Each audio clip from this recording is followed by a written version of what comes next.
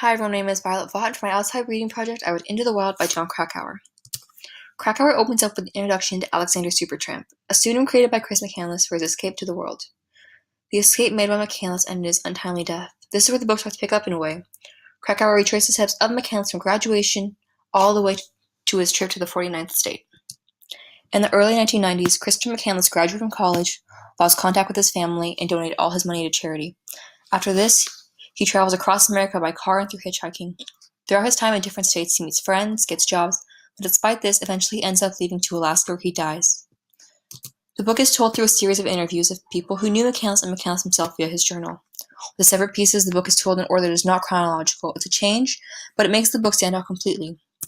With each passage filled with facts, imagery, and different point of views, the book at times seems like a mystery where you figure out the thoughts of others and McCandless.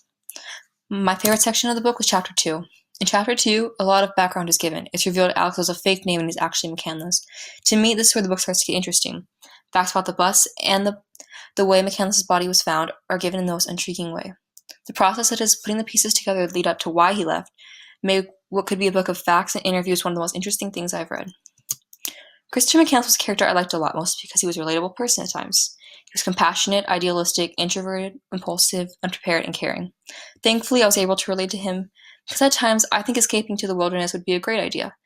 To get away from the media, stress, assignments over Thanksgiving break, the usual. I say thankfully because maybe in the near future I could go insane and end up going on a trip to the cold, barren land. But after relating so much to Chris, I realized I would probably die in maybe 2 days. For my research, I wanted to look at what the final moments of McCandless' life could have been like. His cause of death was said to be from poisoning from a potato seed. On July 30th, 1992, McCandless wrote, "Extremely weak, fault of potato seed, much trouble to stand up, starving, great jeopardy." And in the second chapter, it is revealed Chris died of starvation, weighing around 65 pounds. But if he was able to hunt and gather, how did he die? And the potato seed was a toxic alkaloid.